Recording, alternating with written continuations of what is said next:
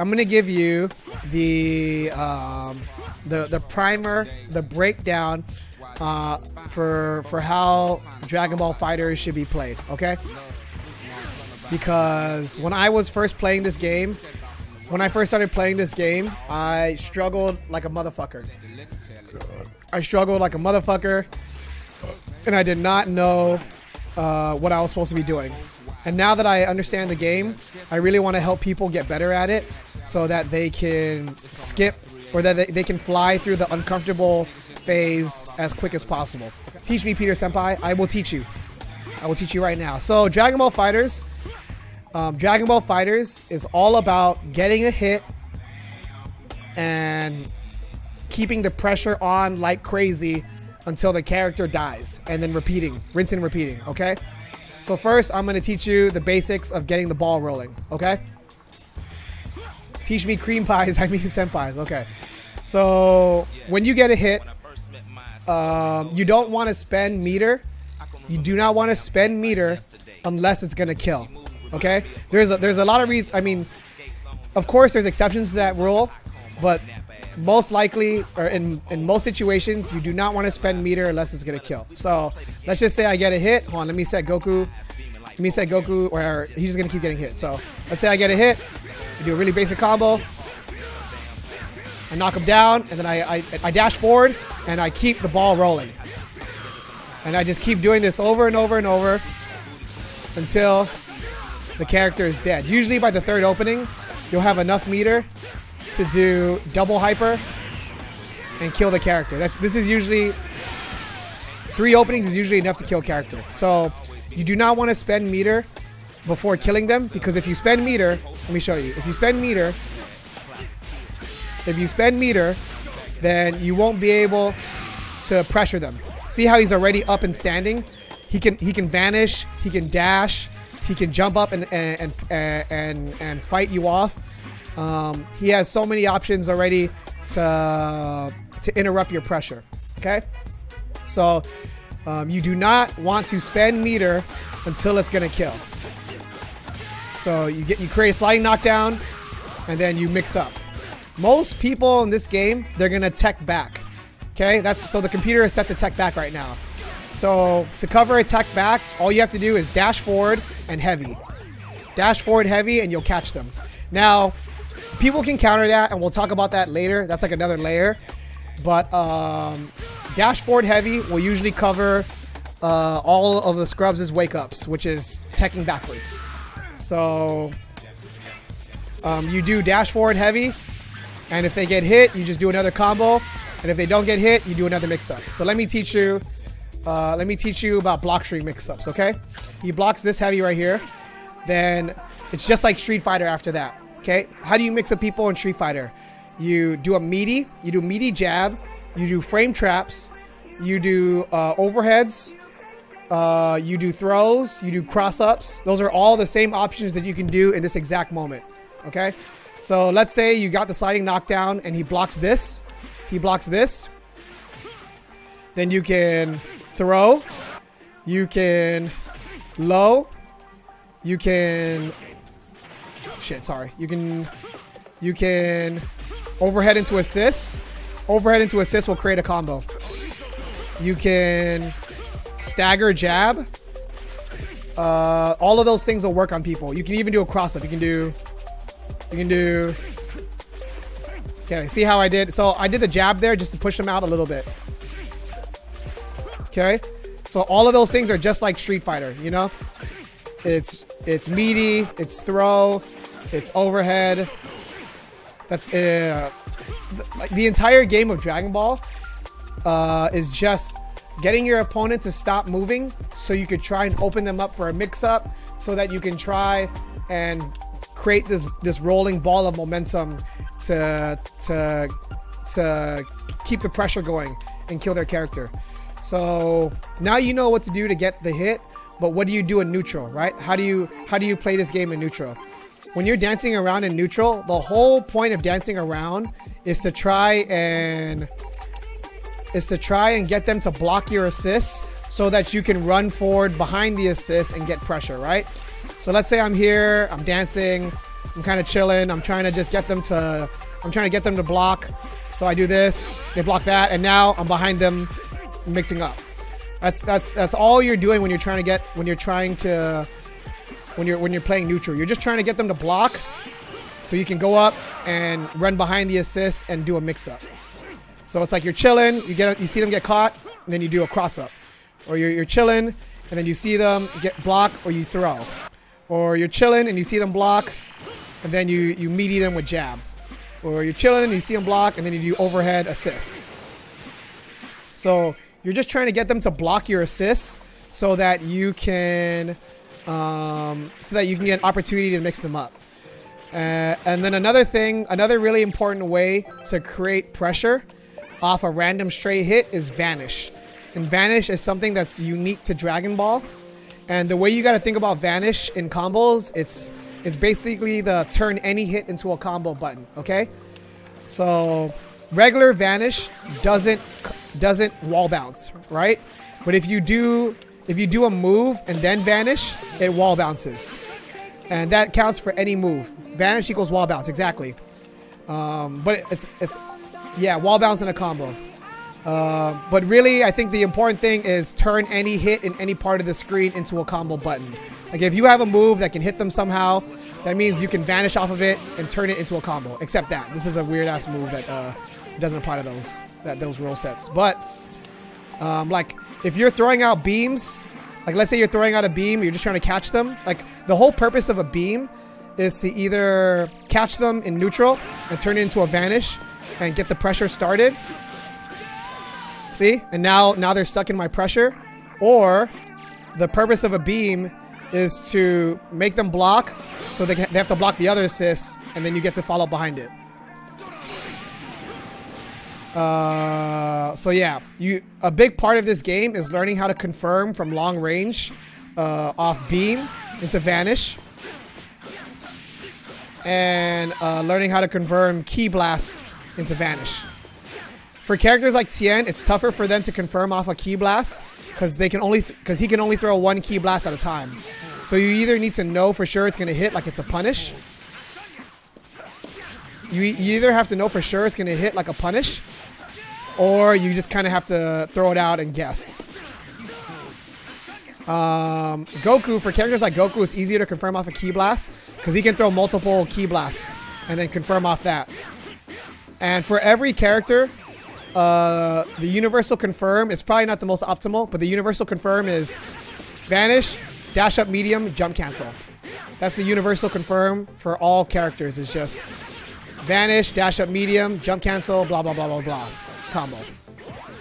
So being able to confirm off Vanish is essential in this game because it's a way for you to create pressure off a stray hit, okay? Beam into Vanish is very important. It's omega essential. The next thing that's important is using assists to extend your block strings, okay? So in this game, your character can do a block string, but at some point the block string is going to end, right? So if Goku does all of that is a true block string and he can't do anything in between it, but once he does this Tatsu kick, he's negative and the opponent can push buttons. Like if we were to both push jab here, I would lose and my turn would be over. So the important thing in Dragon Ball is to use assists to create mix-up moments after your negative moves, right? So you do, and then you get to dash up and keep the pressure going. Grab. Cross up. See, I did it too fast. See, I'm doing it too fast again. But you get the point. That's supposed to be a cross up. There, see, cross up. Wait, I was trying to do empty jump low. Let me show you. Empty jump low, see? Empty jump throw. Sorry, I did it too fast. Empty jump throw. So yeah, that's how you're supposed to use assists in your block strings. Is you end with you do a true block string, and then you do an assist at the end of your block string, so that you can keep the pressure going. And you don't have to just keep doing block string. Block string. It's like I said before, you can do stagger jab, overhead, double cross-up throw. It's important to mix up your options after, but that's how you use assists and combos. You just do block strings into negative moves and create mix-ups after that. And then once you burn all of your assists, that is when your turn is over. There's other things you can do to kind of sneak some more pressure in, but generally, once someone burns both of their assists, they have to do something to steal another turn. So yeah, that's how to use assists in block strings to keep your pressure going. So that's kind of those are like the general things that I really want to talk about, which is like the idea behind playing neutral, you know, which is getting them to block so you can create mix-ups afterwards. And the idea of when you land a hit, you just create sliding knockdowns so that you can keep the pressure going over and over and over. And then the idea of using Vanish to turn every stray hit into a combo. And the last two things that I want to talk about that I think all new Dragon Ball players need to know is how to stop the really dumb scrubby stuff, right? So when I say dumb scrubby stuff, I mean how to stop super dashes and how to counter vanishes, okay? And it's not stupid, but it's very frustrating in lower levels and really irritating when you don't know how to counter it, right? So the first thing is, how do you stop people who super dash over and over? And the way you stop that is down heavy. Down heavy is invincible to airborne attacks. Down heavy is invincible to airborne attacks. So if someone's coming at you from the air, you just down heavy them. You down heavy them and you get a full combo and you keep the pressure going on them. All right? So if you notice someone is a super dash monster, just chill, just wait, and bam. You know, just kind of bait out the super dash with your movement and bam, you know? Just do all of this fake ass movement to make them want to super dash and then 2H the F out of them. And then same thing with Vanish. If you can see here, Vanish is an airborne attack. Okay? So Vanish is also 2Hable. So watch this. Okay? So see how he does Vanish there? If you just react, you can down heavy it. See how the Vanish went through down heavy? Because Vanish is invincible to airborne attacks. Okay, hold on. I'm not punching it. Oh, I'm pushing the wrong button. That's why. Bam. There you go. So if you know someone is going to mash Vanish in a lot of situations, you just down heavy. Okay? And now the last thing I want to tell you is what happens when you block Vanish. Okay? So blocking Vanish, it's kind of mind-blowing, but Vanish is actually plus on block. Vanish is plus on block. And if you push buttons here, you're going to lose. You're going to lose. And a lot of scrubs and lower level players, they always block that, and they always push buttons, and they get really frustrated, and they're like, what the fuck, I hate this game, blah, blah, blah, blah, blah, blah, blah. So the way to counter that, the first layer, like the first layer of mix-ups in that situation, the way to counter that, or the way that I like to counter it, is I always backdash, and I throw Ki Blast, and then you Vanish. And you get a combo, because usually those players are mashing jab to get the jab out as quick as possible, and they end up whiffing moves if you backdash. So yeah, that's what I'm trying to say. In this situation, when they Vanish on you, you gotta block. You gotta block for one. You're minus there, so you gotta respect them. But you also have the option to backdash, Ki Blast, and punish them for mashing jab, okay? So that is like the very first thing players need to learn off Vanish, is if their opponent loves to Vanish and loves to keep pushing buttons after, the way you can beat it is backdash. Now, what you also need to know is that some cheap-ass characters, like Cell or 16, and Adult Gohan, I think, they have such fast and far-reaching normals that you cannot backdash after Vanish. They'll catch your backdash every time. So those characters are specific. They are specific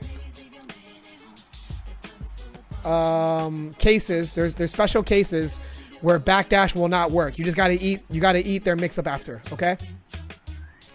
And then another thing to note on Vanish is that it's only plus.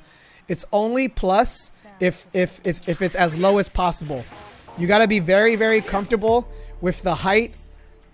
See, you gotta be very, very familiar with this height right here, because if they are at any point higher than that, okay, I'm trying to jump to make it go higher. If they're at any point higher, then they're no longer plus. So if you ever see the Vanish be just even a hint higher than normal, then it's your turn, not theirs. I'm trying to make it just be a little bit higher. See, that's really high. That's really high, so it's very obvious that they're going to be negative there. There, right there, they're going to lose. I messed up. I did crouching jab. But right there, he was negative in that situation. No, see, that's plus. You got to respect that. But if you do it too high, see? So if they ever vanish just a little bit higher than normal, then they are negative, and you can push buttons in that situation. So whenever someone vanishes, you got to like see how high the vanish is. And if it's any bit higher than normal, it's your turn. And if it's as low to the ground as possible, then it is not your turn, and you have to do some risky stuff to try and counter them. Good players, if you backdash every time they vanish on you, then the next thing they'll do is they'll start chasing the backdash with like dash up low, or they'll do dash up throw. So yeah, that's what you gotta look out for against people who are better at the game. Once they scout that you're gonna backdash every vanish and do key blast, they can chase you. They can chase you down and interrupt your key blast with jab. They can chase you down and throw you. But then once they start dashing after a vanish, see, once they start doing that, then you can start hitting jab and counter their dash. So now it becomes a rock, paper, scissors game. Last thing that someone brought up in the chat is reflect. And I think reflect is definitely something we got to talk about. Reflect is active on frame 1, and it'll send them away if you reflect their attack, right?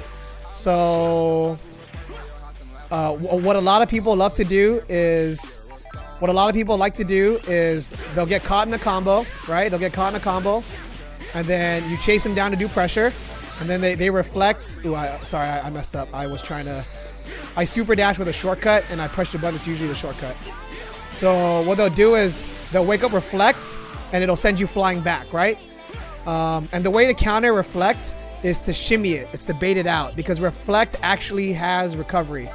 So if someone reflects, what you can do is, oops. If someone reflects, and I'm just doing the jab to set up the timing. If someone reflects, you can whiff punish it.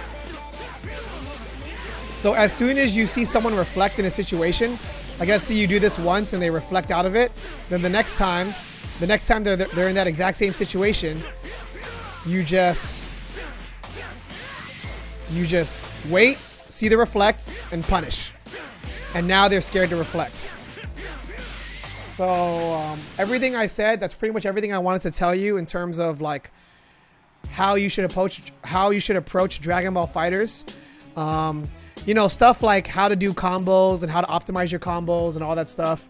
And like really character specific tech. That's research you got to do on your own.